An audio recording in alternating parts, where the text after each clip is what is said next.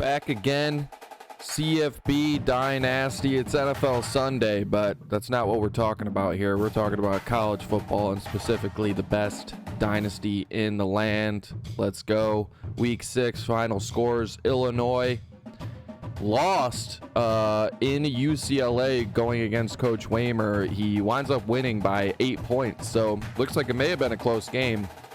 Don't really know what happened there, but he's now 4-2. Coach Segura pulls it out. He's 5-1 now. He went against Kentucky, who was a top 25 opponent. He puts up another big game, 52 points. Kentucky did score 35, but really doesn't look like it was very close. So good job there.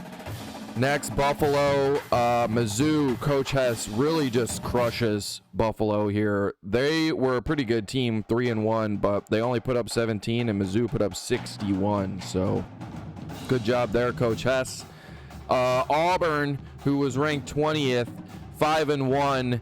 They end up beating Coach Slick, but Coach Slick, this was a close game. You'll see it in the clips. There were some exciting plays. Coach Slick is getting better. He puts up 35 points against really one of the best defenses in the SEC.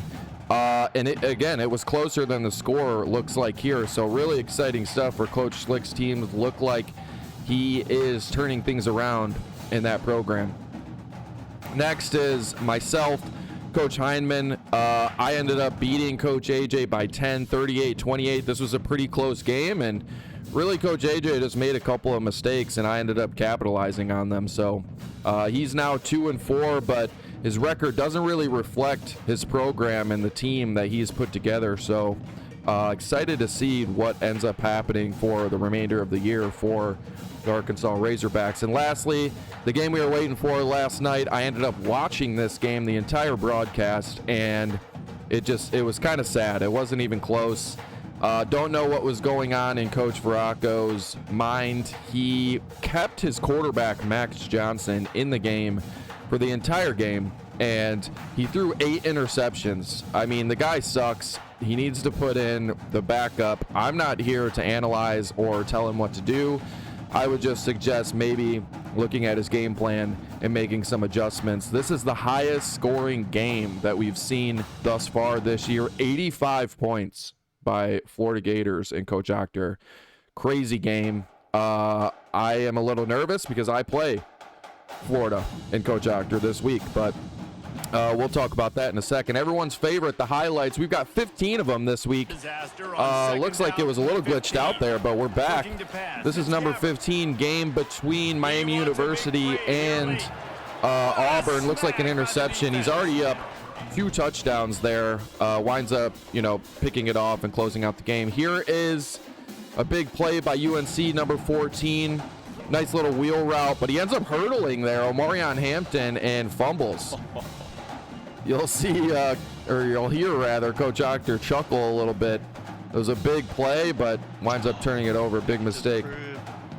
Take it to the crib, Coach Octor says. He's up 7 at this point, and I mean, the route was on from the get-go. He winds up scoring there. Here's number 12. We haven't seen one of these yet. Here's the backup quarterback, and that's the one I was talking about. Look at him throw under pressure there. Coach Veracco, you need to put this guy in. He's itching to get some playing time. Big play there. Same game. The Tar Heels now down 0-28. He's looking, he throws it, and he jumps in. And again, I said it, he threw 8 interceptions this game, and that's just one of them. He takes that one back to the crib as well. Another pick 6 right before half. That one hurts. To myself, this is number 10, Tennessee versus Arkansas. I'm only up 3 at this point. Again, it was a close game. House is rocking in Arkansas, and I just throw a bomb here to Squirrel White. He's running along the numbers, and you can't catch him. He's actually number 3 in real life. I ended up watching the Volunteer game last night, and so don't know what college football was doing there, screwing his number up. But that is Squirrel White. He's pretty good. Big play. And I don't know why I recorded that as well. My fault. Number 9, halfback screen to the left. This guy's pretty good. I think it's Dylan Sampson maybe or something. I actually completely forget. Yeah, Dylan Sampson, that's him. I don't run screens often, but you'll see one there to the left on this play. Nice little gain, and then you're going to see a nice little read option. Again, I said I'm a sucker for read option. If you run it right, it's hard to stop. He goes untouched. That's Iamalieva. I actually said it wrong there. I'll try to correct the pronunciation later on. Here is back to the Auburn and Miami game. 42-28 at this point. 20 seconds left in the game, and he's just really rubbing it in at this point. Back to UNC in Florida. Down 0-21. He throws a bomb to the end zone, and there's another interception. You'll see that's the third one we've seen. That was a perfect timing user pick in the end zone. He gets 2 feet down, even though he only needs one. Big play for Florida Gators. On to Miami versus Auburn. Miami is on the 6-yard line here, and this one hurts. This is just straight pain, this play here. Look at this. He throws it to the left, good pass, and the receiver has it in his hands and just drops it. That is his best receiver, too. I think that's Cade McDonald is his name, and that one hurts. I mean, that would have tied the game in the fourth quarter. That's brutal. I feel for you, Coach Slick. He sent me the message, and he said something along the lines of, like, what the fuck is this? So I agree with you on that. I apologize. That one sucks. But he does have a big play here. He's down 7 early in the first quarter. Looks like Auburn may have scored quick, but he rips one. Outside zone to the left. Nice run. Coach Slick, again, like I said, he's getting better, and not to mention his team is way worse than all of ours. So big day there. This one, you're only going to see part of this clip. I don't know what Coach Stevenson was doing, but he was down 7 at this point. Again, like I said, this was a close game. He's down 7 in the third quarter, and Jarquez Hunter rips one. He's got the 6-pack showing. Really big play there for him, and he winds up winning the game. This one's a 2-for-1. This was a bomb, number 3. Iamaliava to Thornton Jr. I barely snuck it in there. Nice throw. He gets down, and then you're going to see here, I'm just reading the defense, seeing what Coach AJ's up to. He winds up making an adjustment there. And then I just throw a nice ball back of the end zone. Again, Squirrel White. There he is. That's the second touchdown. Number 2, Miami throws a pick here. He's in the red zone, down 7, minute left in the game, and he throws an interception. Again, that's just straight pain. So it looks like he did have a chance to at least tie the game up and really put Coach Stevenson in a tough position, but he couldn't pull through. Coach Slick is getting better. I'm excited to see what happens for the remainder of the year for the Miami Redhawks. Lastly, number 1, I had to give it to myself. This was a big play for me. I was excited. I get a nice little user pick here, and then look at this return. Whoop. Little juke to the right there, and then I'm just running. He's pretty fast. Dives in the end zone. Touchdown. Big play for the boys. Moving on, we're going to go through stats. UCLA, Demarcus Davis, 356, 3 touchdowns, 1 interception, 30 for 40, air raid attack. Here's that other guy again, Malachi, I don't know, I'll say it both ways. Matevau, 9 catches, 137. Looks like that Harden guy had 9 catches for 80 yards as well. Big day.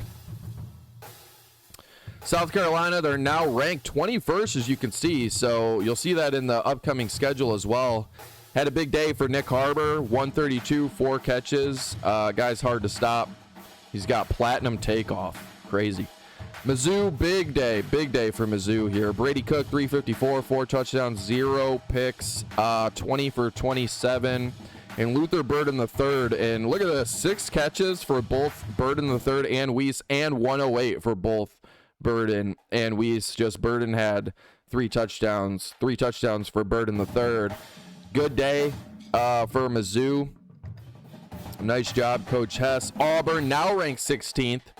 Jarquez Hunter had a huge day, 17 carries for 251, 4 touchdowns.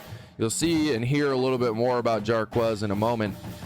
Good stuff. Miami, he also had a big running day, so it looks like it was a ground attack on both sides. 19 carries, 137, 1 touchdown. Good stuff, Coach Slick. On to Tennessee Volunteers. I'm still ranked 5th. Nico Iamaliava. There we go. I got to burn it in my brain. 350, 3 touchdowns, 1 interception, 19 for 31. Not a huge day, but still pretty good. 6 catches, 116. Dante Thornton, but 2 touchdowns for Squirrel White, 2 catches, 101. Arkansas really had a good game. He just made a couple of mistakes. You'll see those 3 interceptions there. Those cost him. I only won by 10, so without those 3 picks, I don't feel too confident in winning this game. 3 touchdowns, 3 picks, 15 for 23, 237, and then Armstrong 6 catches, 141, 2 touchdowns. On to UNC. Omarion Hampton had a big game, 8 catches here for 190 and 1 touchdown. Typically, when you see receiving stats up here, I usually show the quarterback, the passing stats as well, but like I mentioned, Max Johnson had 1 touchdown and 8 picks, so I didn't want to throw that up on the screen. I will mention it. He's got to put in the backup, make some adjustments, please. That Max Johnson guy is terrible. DJ Lagway, big day. I mean, this is what happens when you put up 85 points. Look at these stats: 386, 4 touchdowns, 14 for 18. So only threw the ball 18 times, only 14 completions, but 4 of those were touchdowns and a lot of yards. He was just throwing it all over. Montrell Johnson Jr., also really good player, 87 overall. He is an impact player, 23 carries, 178. So he's also running all over UNC as well, 3 touchdowns. And then here's that Dyke guy, Shamir, or however you pronounce it. 5 catches for 154, and then Badger had 5 catches for 131. 3 touchdowns for Badger, only 1 touchdown for Dyke, but good game. And that leads us on into Duo of the Week. I had to give it to him. You know what's funny is before that game was played last night, I had preemptively created the Duo of the Week, and it went to Luther Burden III and Brady Cook, but last night after the game, I had to change this just because, I mean, the Florida game was so dominant in Coach Octor, and we haven't seen this before. Typically, it's quarterback and wide receiver for Duo of the Week, but I had to give it to the quarterback and the running back this time, just because, I mean, when you have a 2-headed monster like this, where it's, you know, throwing it all over and running it all over, it's unstoppable. But you'll see we actually had some national players of the week this week. Exciting stuff. Love to see it on the defensive and offensive side of the ball. So defensive, Aja Turner, 3 tackles, 3 picks for 1 touchdown. Huge. And then there's Jarquez Hunter again. You're going to hear more about him in just actually 1 second. We'll move on into that. In the 2024 Heisman Trophy presented by Nissan, Jarquez Hunter has now moved up into the top spot in the Heisman race, and Omarion Hampton has now moved up to 3rd. So I did mention I want to see all of us in here, and it looks like Omarion Hampton and Coach Veracco have moved up into the top 5 as well. But this is interesting as well. Look at this on the right side, playing style. He has a C-. He needs at least a B-. Luckily, Jarquez is a senior, so he's not going to leave in the transfer portal. Probably, most likely, will get drafted. But I think it's just interesting because what ends up happening is Coach Stevenson has turned Jarquez Hunter really into a receiver of some sorts. He did have a big rushing day this last week, but again, I think he's in the top 5 for national receiving yards. So seems like he's not too happy with it, even though he's scoring touchdowns. Interesting take there by Jarquez. Here's the conference standings. I'm still up at the top at 4-0. It looks like we've got 3 top 25 teams now, in Auburn at 16 and South Carolina at 21, both at 5-1 overall, and then some other individuals there. I will point out Florida has now taken the top spot for most points for at 250 after that 85-point game. Huge. I'm still leading in points against, but I have played 2 less games than most and 1 less game than a couple of you, so it's not really accurate there on the points against, but good stuff there from everybody. I'm going to remain at the top, believe me. Upcoming games for week 7, Arkansas, Coach AJ trying to bounce back after that loss against myself, going to a top 25 opponent in Oklahoma State, and he's going to have to try to deal with Ollie Gordon. I don't know how he's going to do it, but that's in Stillwater, Oklahoma at 7:30 p.m., so we'll see what happens there.